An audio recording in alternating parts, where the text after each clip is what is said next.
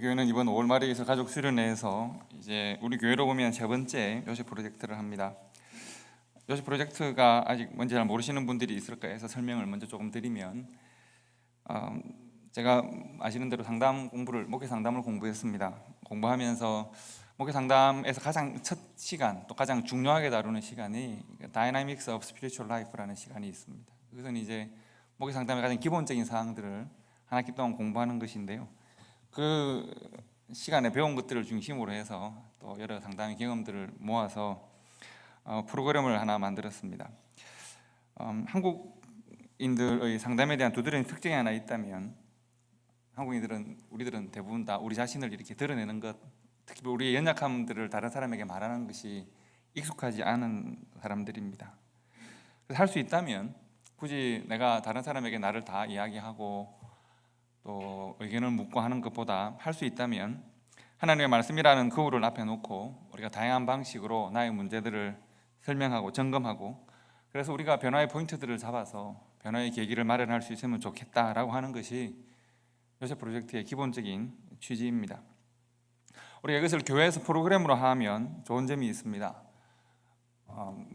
문제를 놓고 우리가 서로 토론을 할 때 우리가 아마 케이스 스터디를 하게 될 텐데, 이제 우리가 TV에서 흔히 볼 수 있는 영화의 한 장면이나 또 TV에서 케이스 스터디로 다뤄지는 부분들을 우리의 문제가 아닌 그들의 문제를 가지고 우리가 하나님의 말씀, 우리가 가지고 있는 삶의 경험이나 지식으로 서로 토론할 때 보다 효과적으로 자기 자신을 거울로 비춰볼 수 있는 장점이 있습니다. 또 서로 토론을 하다 보면 좀 더 나은 지혜를 우리가 서로 발견할 수도 있습니다.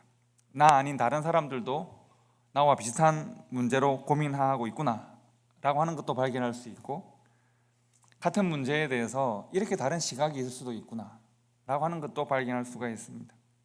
무엇보다도 우리가 서로 토론하면서 이러한 가정의 문제나 혹은 이러한 삶의 문제에 대해서 이걸 객관화시켜서, 다른 사람의 문제니까 객관화시켜서 서로 이야기하면서 하나님의 뜻을 좀 더 가까이 발견할 수 있는 장점들이 있습니다. 그래서 우리가 다른 사람에 대한 삶을 공부하면서 우리가 우리 자신을 하나님의 말씀으로 비춰볼 수 있는 기회가 되기 때문에 수련회 동안에 이것을 한번 이렇게 지나보는 것은 참 좋은 일이라고 생각합니다.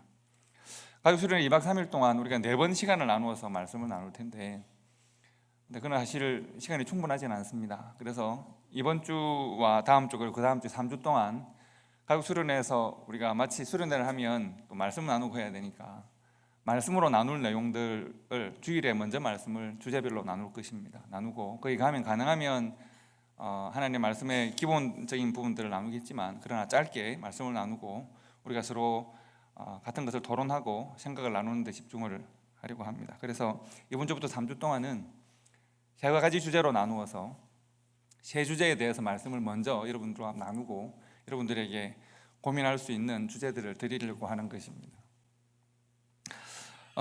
여러분, 사실 우리가 만나는 삶의 문제들은 다양하지 않습니까? 많은 문제들이 있고 우리 해결해야 될 과제들이 많지만, 그러나 이제 제가 이것을 세 가지 정도로 조금 간추려 보았습니다. 첫 번째 주제는, 세 주제로 나누어 생각을 할 때 첫 번째 주제는 우리 속에 있는 가치관에 관한 문제입니다. 가치와 미래에 관한 문제입니다. 우리 마음에는 보석 상자들이 있습니다. 우리가 중요하게 여기는 가치들이 있다는 말입니다. 그것은 내가 의식할 수도 있고 무의식 가운데 깊이 뿌리내리고 있을 수도 있습니다. 내가 모르는 사이에 내 안에 뿌려지고 심겨진 것들일 수도 있습니다. 내가 중요하게 여기는 것은 무엇이고, 내가 그 어떤 가치 있는 것이 내게 다가오더라도 나는 결코 내려놓을 수 없는 나만의 중요한 것은 과연 뭘까? 다른 사람이 볼 때는 이것이 아무것도 아니라고 느낄 수도 있습니다만, 그러나 내게 있어서 정말 내가 소중하게 여기는 것은 과연 뭘까? 나는 무엇에 나의 자존심 혹은 나의 시간 혹은 나의 땀, 때로는 내가 눈물까지도 사용하는가? 내게 있는 가장 중요한 내 마음의 보석 상자 속에 꽁꽁 숨겨놓은 가치들은 과연 무엇인가 하는 것입니다. 그리고 그것은 우리 하나님의 말씀 앞에 그것을 내려놓을 때 과연 그것은 하나님께서 우리에게 주시는 복음과 잘 상응할 수 있는가, 아니면 복음과 서로 대치되고 충돌하는가 하는 것을 살펴볼 수 있으면 좋겠습니다. 그게 첫 번째 주제입니다. 두 번째 주제는 우리의 과거의 상처와 기억들에 관한 것입니다. 사실 내가 살아온 삶의 흔적들을 돌아보면 그 흔적들은 끊임없이 현재의 삶에서 재해석되거나 현재의 삶을 또 재해석하기도 합니다. 나의 삶에 계속 현재의 삶에 과거의 기억들은 계속 개입합니다. 그리고 내 정서와 성품에 영향을 미치기도 합니다. 사실 알고 보면 우리가 살아온 삶의 과정이 우리 자신이기도 합니다. 그렇기 때문에 그것을 어떻게 부정하겠습니까?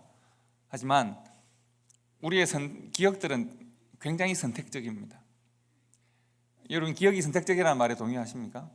한번 생각해 보십시오. 우리가 같은 사건을 경험하고 난 다음에 일주일 있다 다시 만나서 한번 서로 각자 이야기를 해보십시오. 전혀 다른 이야기를 할 가능성이 많습니다. 저 본 적은 없습니다만 저는 축구 경기를 관람할 때 정말 재미있는 것을 봅니다. 파울이 일어나잖아요. 파울이 일어나면 똑같은 것을 금방 다 보고 난 다음에 양쪽 편에 있는 사람들이 각각 다르게 한쪽은 파울이라고 주장을 막 하고 한쪽은 파울이 아니라고 주장을 막 합니다. 거짓말이라고 생각하고 그런 주장을 할까요? 그렇지 않습니다. 이미 자기 편에서 본 것 중에서 불리한 것들은 제외하고 유리한 것들만 선택해서 지금 말을 하는 겁니다. 그리고 그것은 우리의 기억으로 굳어질 가능성이 굉장히 많습니다. 우리의 과거의 기억들이 그렇습니다. 나는 거짓말할 의도가 전혀 없이 과거의 기억들을 재구성해서 말합니다. 하지만 그것은 이미 나의 가치와 나의 이익과 혹은 나의 선호도에 따라서 선택된 기억들의 가능성이 굉장히 많은 거죠. 우리가 요셉 프로젝트의 핵심적인 인물이 누굴까요? 당연히 요셉이겠죠. 우리가 요셉에 관한 이야기는 제가 너무 많이 들어서 다 기억하실 텐데, 요셉이 창세기 50장 19절부터 22절까지 전하는 말씀을 보십시오. 형님들이 나에게 준 좋지 못한 기억들이 있습니다. 내가 그 기억들로 살아가면 나는 지금 형님들에게 복수를 해야 하고, 나는 형님들이 내게 심어준 그 기억에 순응하는 사람이 되면 나는 악하게 살아갈 수밖에 없습니다. 그러나 나는 형님들이 나에게 심어준 그 과거의 기억들, 과거에 내가 잊을 수 없는 치명적인 아픔들을 내려놓고 하나님이 나에게 주신 말씀의 기억들을 선택합니다. 그래서 하나님께서 내 삶을 인도하시고 내 삶을 주장하시니까 하나님은 그 모든 과거의 상처와 아픔들을 선으로 바꾸사 오늘날 나를 당신들의 구원자로 삼으셨습니다. 나는 형님들에게 나에게 준 안타깝고 아픈 기억들에 의지하는 삶이 아니라 하나님의 선하신 인도하심에 의지하는 삶을 살겠다라고 고백한 것이 요셉의 삶입니다. 우리의 과거의 기억들이 우리를 다 설명하지 않습니다. 그래서 우리가 어떤 기억을 선택하고 있는지에 대한 고민, 어떤 기억을 선택해야 할 것인가에 대한 고민들을 우리가 함께 할 수 있으면 좋겠습니다. 이것이 두 번째 주제입니다. 세 번째 주제는 우리의 성품과 기질에 대한 것입니다. 각자 다 다르고 모든 성품과 기질은 다 아름답습니다. 저 사람은 성격이 왜 저래? 이렇게 말씀하지 마십시오. 다 아름답고 다 좋습니다. 하나님이 주신 것들입니다. 제가 한 교회는 제가 3번 매년 이렇게 각각 가서 똑같은 요셉 프로젝트를 한 교회가 있습니다. 그 교회 이제 3번째 좀 갔더니 재밌는 현상이 발생하더군요. 그래서 이런 거죠. 나는 성격 조사를 해보니까 저희가 하는 가장 기본적인 조사가 DISC라고 그래서 아주 제일 심플한 조사입니다. 근데 이것을 하는 이것이 완벽하게 우리를 설명하지 않지만 이제 우리의 차이를 그냥 드러나 볼 수 있는 좋은 예가 되기 때문에 본 것인데, 그것을 하고 난 다음에 나는 내 이 성격이 별로 마음에 들지가 않는 거죠. 예를 들면 나는 너무 주도형이 강해가지고 사람들이 나를 안 좋게 보나 이런 생각을 하는 거죠. 그래서 이제 검사를 그 다음 할 때는 일부러 이제 답을 다르게, 원래 나는 이 질문에 대하여 이런 답을 달아야 내 성격이 나오는데 나는 내 성품을 다르게 이렇게 하는 거죠. 다른 기질이 나오게 조작하기도 합니다. 지금 드리는 말씀은 그럴 필요가 전혀 없다는 겁니다. 하나님께서 주신 우리의 모든 성품과 하나님의 우리의 심으신 형상들은 다 아름답습니다. 하나님께서 우리들 모두에 같은 기질을 주지 않으시고 같은 성품을 주지 않으신 것은 하나님의 형상이 우리들 속에 조금씩 다 숨어 있고 이것이 함께 종화되어 모일 때 하나님의 온전하신 아름다움을 드러낼 수 있기 때문입니다. 다르다는 이유로 비난받을 필요가 전혀 없고 부끄러워할 이유는 더더욱 없죠. 우리가 각각 다르기 때문에 하나님 안에서 조화되고 아름다운 것입니다. 다만 우리가 얼마나 차이가 만들어내는 불편함이나 차이가 만들어내는 때로는 어려움들을 하나님 은혜로 잘 조화시켜서 해결할 수 있는가의 문제입니다. 그래서 우리는 하나님께서 주시는 그 차이들을 받아들이고 같은 문제로 이렇게 다르게 바라볼 수도 있구나 라고 하는 것을 받아들일 수 있는 그런 시간들이 되면 좋습니다. 첫 번째 주제가 뭐라 그랬죠? 내 마음에 있는 보석 상자에 관한 문제입니다. 가치에 관한 문제이고, 두 번째 주제는 우리 삶의 상처들과 과거의 기억들에 관한 문제이고요. 세 번째는 성품과 기질에 관한 문제인데, 이번 주는 우리 마음에 있는 보수 상자에 관한 가치에 관한 말씀을 나눌 테고요. 다음 주는 이제 우리 속에 있는 과거의 기억들과 상처들에 대해서, 그 다음 주는 우리 성품과 기질에 대한 말씀을 나누고 수련회 가서 다시 이 세 가지를 조화해서 말씀을 나눌까 합니다. 오늘은 말씀드린 대로 첫 번째 시간이고, 우리 속에 있는 가치 혹은 가치관, 제가 이름 붙이기를 내 마음의 보수 상자라고 이름을 붙였습니다. 에 대해서 우리가 말씀을 나눌까 합니다. 오늘의 말씀의 제목은 원더링 캐물입니다. 원더링 캐물이 무슨 말씀인지 아십니까? 원더링이라는 것은 방황하다는 뜻입니다. 캐물은 낙타입니다. 방황하는 낙타. 제가 제목을 붙이고 아주 기분 좋아했습니다. 아주 제목을 잘 붙였습니다.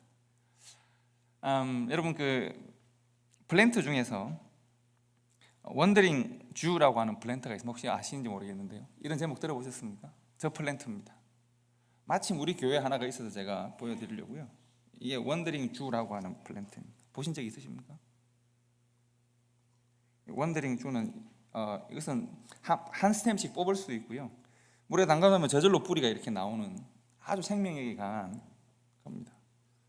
이 이파리가 너무 예쁘고 이게 너무 청청하게 이렇게 기운차게 뻗어 나와서 제가 아주 좋아하는 플랜트 중에 하나입니다.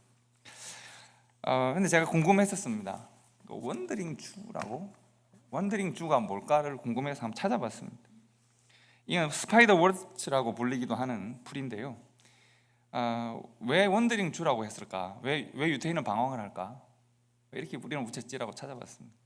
알고 보니까 이것이 한 16, 17세기, 한 5, 6세기 정도에 멕시코 지역이 원산지입니다. 유럽으로 건너와서 이것이 워낙 생명력이 강하니까 곳곳에, 왜냐하면 땅에 꽂아만 놓으면 자라니까요. 그리고 금방 자라납니다. 왜 원더링 주라고 했을까? 원더링 주는 원래 고대로부터 전해지던 근거를 알 수 없는 전설에 가까운 이야기입니다. 어떤 이야기인가 하면, 예수님이 십자가를 지고 골고다 언덕 올라가실 때, 전설 따라 삼천리라고요. 예수님이 십자가를 지고 골고다 언덕 올라가실 때 어떤 한 유대인이 예수님을 따라다니면서 예수님을 조롱하기 시작합니다. 그러니 계속 십자가를 지고 너무 힘들게 골고다 언덕 올라가는데 계속 예수님을 앞에서 조롱하고 예수님을 막 힘들게 하고, 예수님이 참다가 너무 화가 난 거죠. 그러니까 이게 전설 따라 삼천리입니다. 그래서 너무 화가 나서 예수님이 그 사람을 책망을 했습니다. 그리고 그 사람은 벌을 받습니다. 어떤 벌을 받느냐 하면, 예수님이 다시 이 땅에 오실 때까지 죽지 못하는 벌을 받습니다. 오래 사는, 이 사람이 2000년을 산다는 이야기인데, 지금도 원더링 주는 유럽 어느 곳을 방황하면서 지금 다니고 있습니다. 마치 이 풀이 여기저기 심기는 것처럼 그렇다는 이야기입니다. 내가 왜 예수님을 책망했을까? 예수님을 조롱했을까? 이 후회하면서 반성하면서 유럽 전역을 떠돌아다니면서 다니는 사람, 사진을 보여주시면 원더링 주에 대한 전설이 하나 있습니다. 저렇게 힘들게, 사진이 자세하진 않군요, 지팡이를 짚고 저렇게 다니는 사람이 원더링 주의 그림입니다. 어둡게 그려져 있죠. 저 사람이 원더링 주입니다. 이것이 유럽에 떠도는 전설이고요. 이 플랜트가 유럽에 건너갔을 때 이 플랜트 이름을 원더링 주라고 했다는 것입니다. 유대인들에 대한 적대감이나 조롱이 섞여 있는 그런 이름이라고 생각을 합니다.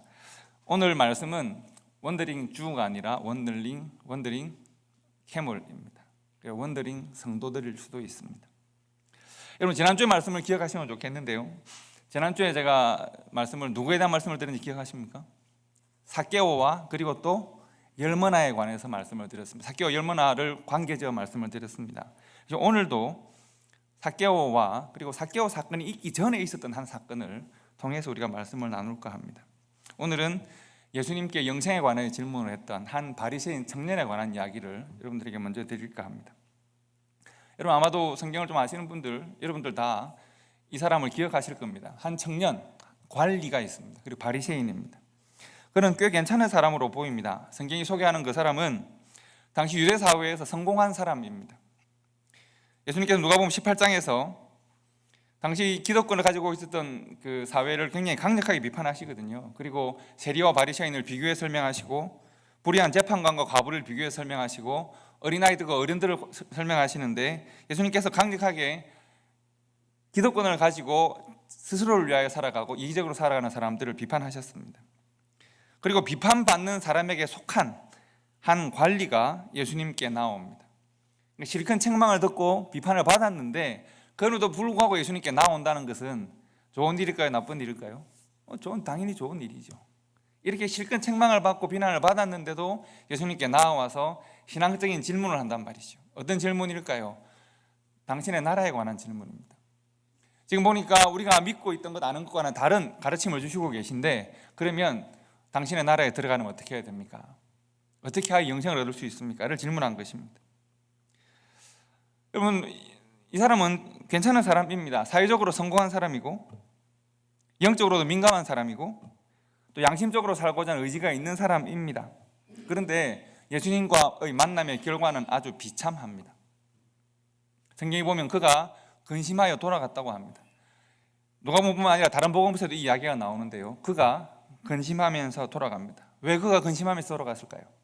성경이 지적하기를 그가 재물이 엄청나게 많아서, 그가 큰 부자이기 때문에 그가 복음으로 들어가지 못하고 자신의 재물을 그대로 쌓아서 뒤로 돌아서 자기의 삶의 환경으로 돌아갔다는 겁니다. 그 사람이 큰 부자이므로 이 말씀을 듣고 심히 근심하더라라고 했습니다.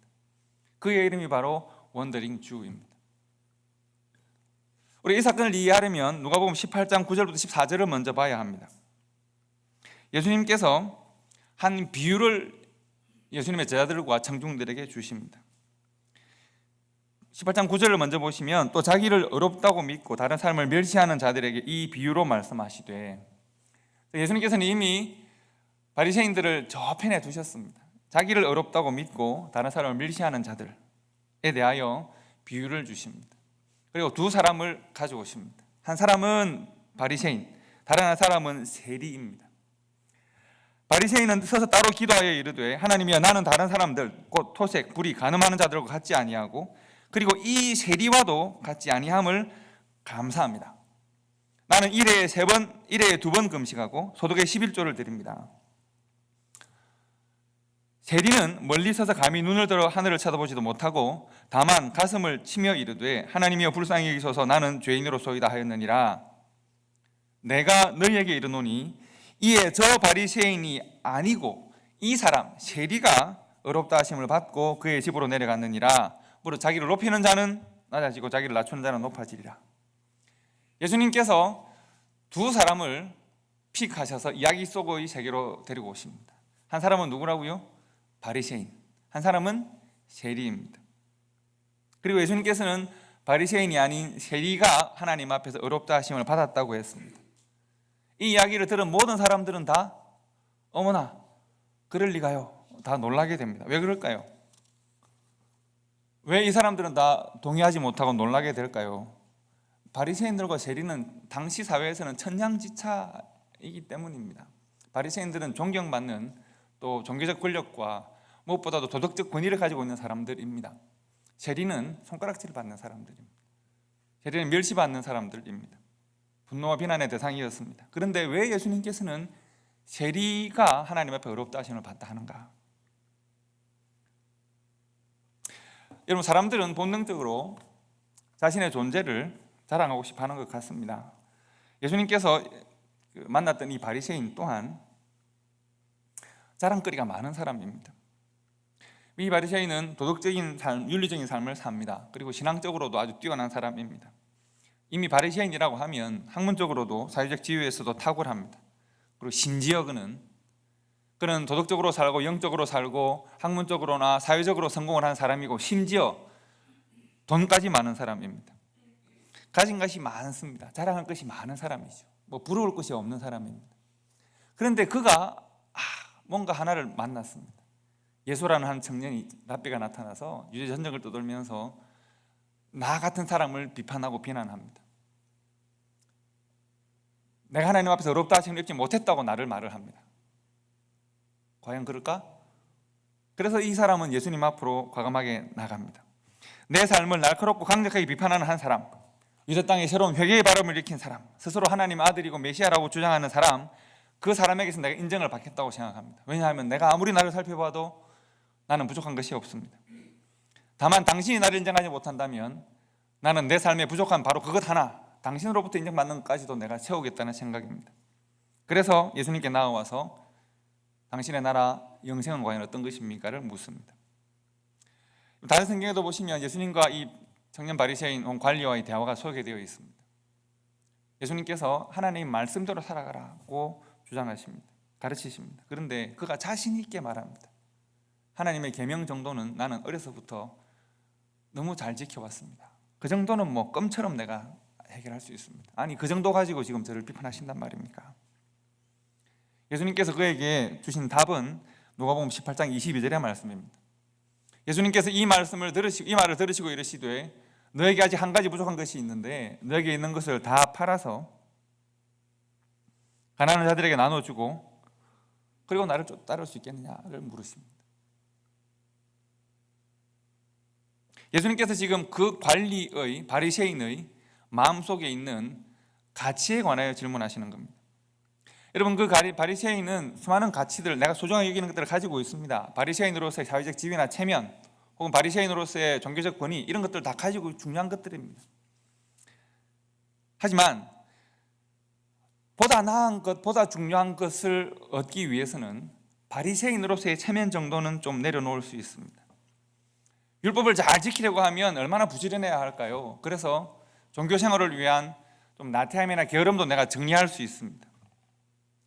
바리새인과 적대적 관계 속에 있는 예수님께 나와서 그 앞에 엎드려서 진리를 구하는 정도의 겸손함도 내가 보일 수도 있습니다.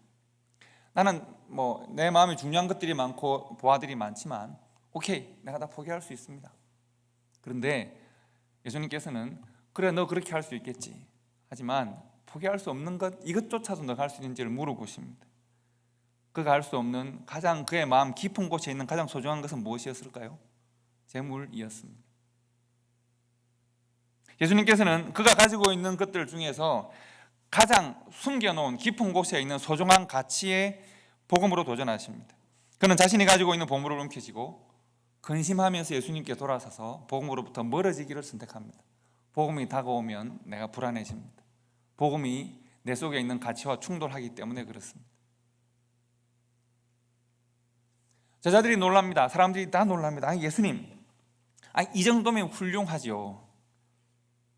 이 정도면 이 사람 정말 힘들게 살아가는 사람 아닙니까? 아니 이렇게 말씀대로 살라고 노력하는 사람이고 예수님께 나와서 바리새인인데 질문까지 하는 사람인데 예수님께서 그가 돌아가는 이유를 설명하십니다. 그는 바늘귀 앞에 서 있는 낙타와도 같다는 겁니다.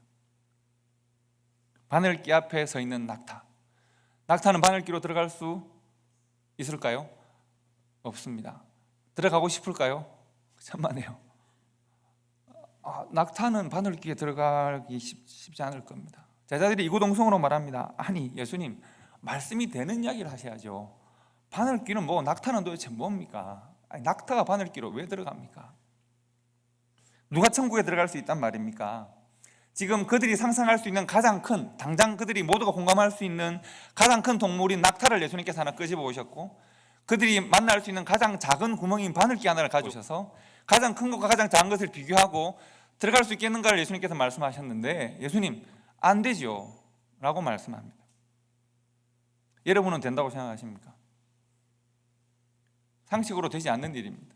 그런데 예수님께서 제자들이 이해할 수 없는 말씀을 주십니다. 18장 27절 말씀을 우리가 다 같이 볼까요? 한 절 말씀 읽어봅시다. 다 같이 읽겠습니다. 시작. 이르시되 무릇 사람은 할 수 없는 것을 하나님은 하실 수 있느니라. 이 말씀을 여러분 믿으십니까? 어떻게 믿으십니까? 할 수 있다 하시니라 나의 능력 주 하나님, 이렇게 믿으십니까? 하나님께서 바늘 구멍을 크게 하시든지 엄청나게 크게 만드셔서 낙타가 들어갈 만하게 만드시든지 아니면 낙타를 길게 엄청나게 얇게 길게 만드시면 될까요? 지금 하나님께서 할 수 있다는 것은 하나님의 낙타를 바늘길로 우겨 넣는 그것을 말씀하는 것일까요? 성경을 그렇게 이해하시면 안 됩니다. 하나님은 뭐든지 할 수 있으니까 전능하신 하나님은 낙타가 아니라 코끼리인들 못 넣겠느냐 이렇게 하시면 안 되는 거죠. 지금 하나님의 능치 못한 능력을 말씀하기 위해 예수님께서 이 말씀을 하시는 것은 아닙니다. 여러분 성경은 할 수 없는 것을 우리들에게 제시하지는 않습니다. 예수님은 누가복음 19장에서 부자가 어떻게 낙타를 통과하는지를 보여주십니다. 낙타가 바늘길을 통과하는 이야기. 그 이야기는 어떻게 성경에 나타나고 있을까요? 바로 삭개오의 이야기입니다. 우리가 누가복음 18장 9절부터 14절까지 말씀을 보시면 비유로 예수님께서 말씀을 먼저 주셨습니다. 여러분, 이 마태복음 18장과 19장은 재미있는 성경입니다. 마태복음 18장에서 예수님께서 제자들과 이 앞에 있는 청중들에게 먼저 비유를 말씀하셨습니다. 어떤 비유일까요? 바리새인과 서기관이 있는데 하나님 앞에서 바리새인은 하나님 앞에 어떻게 보면 거절을 당하고 세리가 하나님께서 어렵다 하심을 인정했다, 이런 이야기입니다. 사람들이 이야기를 들을 때 그건 말도 안 되는 이야기입니다. 바리새인과 세리는 서로 비교할 수 없는 존재인데요, 그런데 그 말씀을 마치고 좀 있으니까 누가 짠 나타났느냐 하면 누가 나타났을까요? 바리새인이 나타난 거예요. 그래서 바리새인이 예수님과 대화를 하고 자기의 보물을 들고 등 돌려서 예수님으로부터 멀어졌습니다. 그런데 19장에 넘어가니까 또 누가 짠 나타났을까요? 세리가 나타난 거예요. 세리 누구요? 삭개오가 나타난 거죠. 말씀이 너무 재밌지 않습니까? 이야기가 치밀하지 않습니까? 그리고 그 세리는 예수님 앞에서 자신의 모든 것을 내려놓고 바늘길을 어떻게 통과하는지를 우리들에게 보여줍니다. 여러분, 바리새인은, 이 부자 청년은 참 많은 것을 가진 사람이었습니다. 삭개오는 돈만 가지고 있는 사람입니다. 여러분, 돈도 가지고 있는 이 바리새인과 돈밖에 없는 돈만 가지고 있는 이 세리인 삭개오, 한번 비교해 보십시오. 관리이면서 바리새인이면서 부자이면서 좋은 신앙이면서 사회적인 지위와 명성과 존경과 재물까지도 가지고 있는 한 사람이 예수님께서 복음적 가치로 그에게 도전하였을 때, 그는 다른 것은 양보할 수 있지만 예수님이 도전하셨던 가장 중요한, 자기의 마음에 가장 깊은 곳에 숨겨놓은 재물에 대한 욕심을 결코 양보할 수 없었습니다. 예수님, 좀 조절해 주시면 안 될까요? 내가 다른 것은 좀 양보할 수 있는데, 자존심도 좀 내려놓을 수 있고, 신앙생활도 좀 적당하게 할 수도 있고, 양심도 좀 적당하게 사용할 수 있는데, 그런데 이건 내가 너무 소중하거든요. 이것만 좀 손대지 않고 다른 것을 좀 가져가시면 안 될까요? 라고 바리새인이 말하고 싶었을 수도 있습니다. 그래서 그는 복음이라는 바늘귀 앞에 등에 잔뜩 재물을 지고 돌아설 수밖에 없었습니다. 그런데 삭개오는 그가 가진 것이 무엇일까요? 같은 관리이되, 바리새인도 관리이고 삭개오도 관리인데 너무나도 다른 관리입니다. 한쪽은 존경과 혹은 책임과 위험이 있는 관리이고 한쪽은 비난받는 관리입니다. 그는 재물 외에는 아무것도 가진 것이 없습니다. 아마 삭개오가 위기에 빠진다면 사람들은 그를 물에 더 밀어 넣을 수도 있습니다. 그 같은 사람은 물에 나오지 말라고 말할 수도 있습니다. 그가 재물조차 잃으면 그는 정말 아무것도 없을 수도 있습니다. 재물 하나를 위해서 모든 불명예와 비난과 손가락질을 감수하고 재물을 위하여 달려왔는데, 그런데 복음 앞에 그가 서게 되었습니다.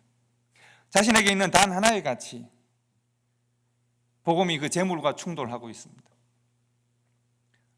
삭개오가 하나님의 복음을 붙들고 자신을 부인합니다. 복음이 인도하는 대로 자신의 삶에 순종합니다. 그가 재물을 자신에게부터 풀어놓습니다. 비로소 삭개오가 자기 십자가를 지는 것입니다. 비로소 낙타의 등에 놓여있던 모든 짐이 풀리고 그가 자유롭게 바늘길을 통과하는 부자가 됩니다. 재물로부터 해방되어진 부자, 복음의 기쁨과 감사의 삶에서 풍성한 부자가 되었습니다. 여러분, 제가 지난주에 계속 우리가 가장 잘 아는 말씀을 제가 나누었었습니다. 예수님께서 말씀하시길 누구든지 나를 따라오려거든 그리고 나를 따를 것이니라고 했습니다. 그리고 그 사이에는 뭐가 있었습니까? 자기를 부인하고 자기 십자가를 지고 라고 하는 말씀이 있었습니다. 나를 따라오려거든, 즉 나를 따라오려고 하는 생각이 있거든 따를 것이니라고 말씀하셨는데, 그 중간에 있는 이것이 있습니다. 오늘 우리는 오랫동안 무슨 고민을 했냐면, 누구든지 나를 따라오려거든 하면 이것이 믿음인 줄로 알았습니다. 나를 따라오려거든까지, 예수님을 따라오려거든, 즉 바리새인이 영생에 관한 호기심과 질문을 가지고 예수님 앞에 나오거든까지입니다. 이것은 믿음일까요? 이것은 우리에게 믿음을 설명하는 것일까요? 예수님께서는 그것이 아니라고 말씀합니다. 누군지 나를 따라오려거든으로 끝나는 것이 아니라 따를 것이니라가 되어야겠는데 그 사이에 뭐가 필요합니까?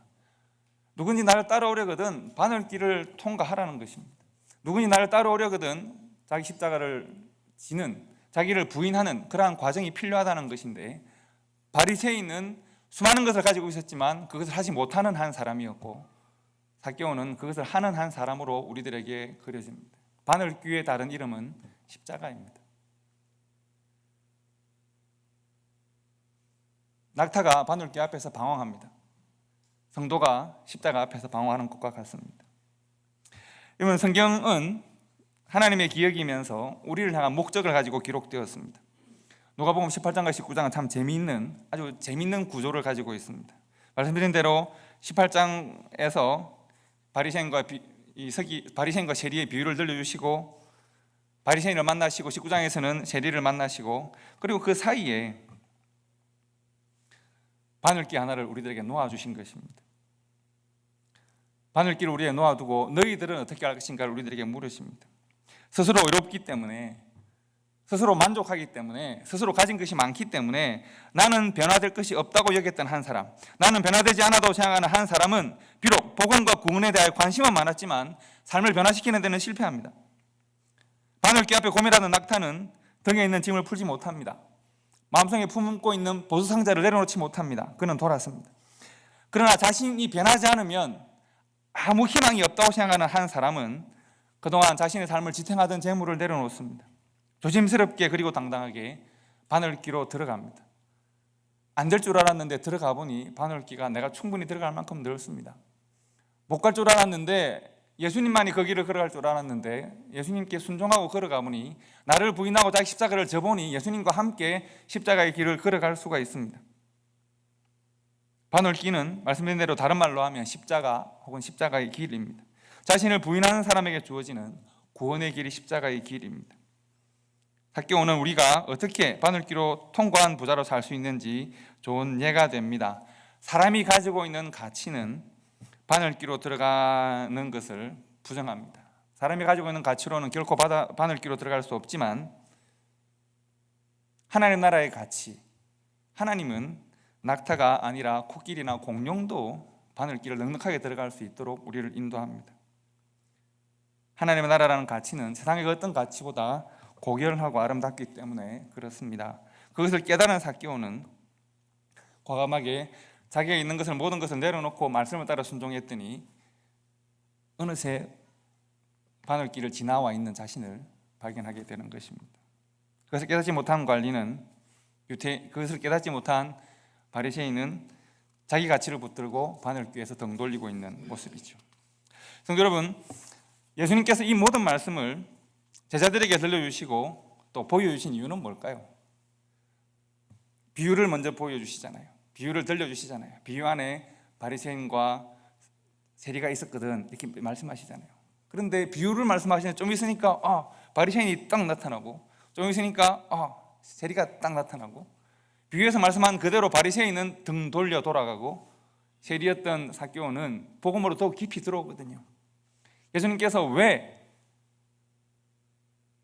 이것을 이렇게 생생하게 제자들에게 보여주실까요? 저는 초점이 제자들에게 있다고 생각합니다.